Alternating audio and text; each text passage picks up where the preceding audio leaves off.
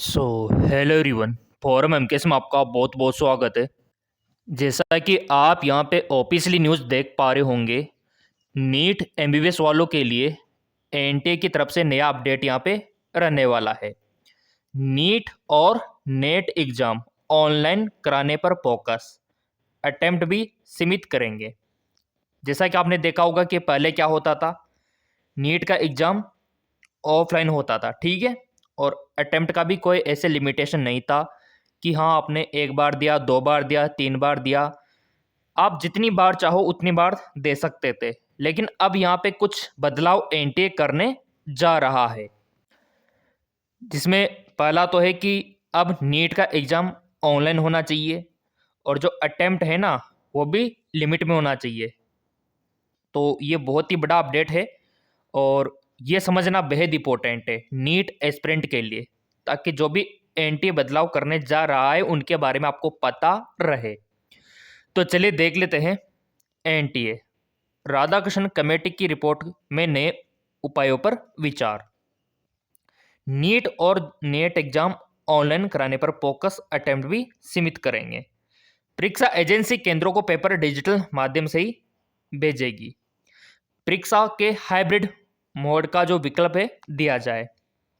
और कमेटी ने 22 बैठक की 37,000 सुझाव मिले। ये देखिए, पेपर सेटिंग के सिक्योरिटी प्रोटोकॉल की समीक्षा भी। तो ये बहुत ही बड़ा अपडेट है एनटी की तरफ से। ये देखिए, तो चलिए इसको समझ लेते हैं।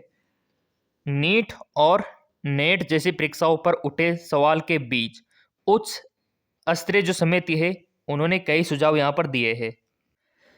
जैसा कि यहाँ पे मेंशन है कि परीक्षा ऑनलाइन कराने और अटेम्प्ट परीक्षा के अवसर की संख्या सीमित करने जैसे उपायों पर विचार किया जा रहा है।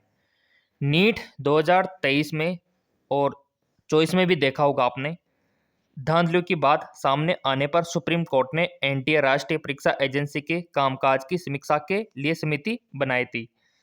और यहाँ पर देखो, पूर्व प्रमुख राधाकृष्णन के नेतृत्व वाली समिति जल्द रिपोर्ट सौंप सकती है। इसमें परीक्षाओं में कर्मचारी और परीक्षा केंद्र की आउटसोर्सिंग कम से कम करने का सुझाव दिया है।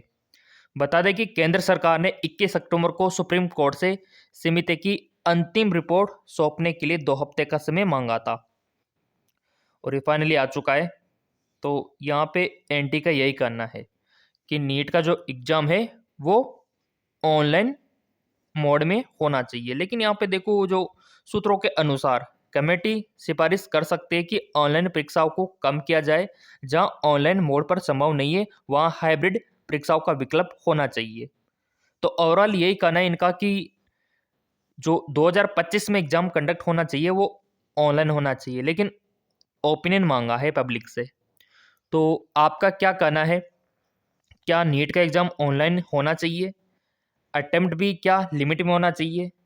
जो भी आपका ओपिनियन है वो शेयर करें, क्योंकि फिर देखो ओपिनियन आने के बाद एनटीए तक पूरे फीडबैक जाएंगे और पब्लिक का अगर रहता है रिएक्शन कि हाँ ऐसा होना चाहिए, तो फिर एनटीए इसको लागू कर देगा। तो ज़रूर अपना अपना ओपिनियन शेयर करें। और फोरम बहुत ही जल्द आने वाले हैं। सब्सक्राइब कर रखा होगा चैनल, बेल आइकन पे प्रेस कर रखा होगा, तो सबसे पहले फोरम का अपडेट आपको मिलेगा।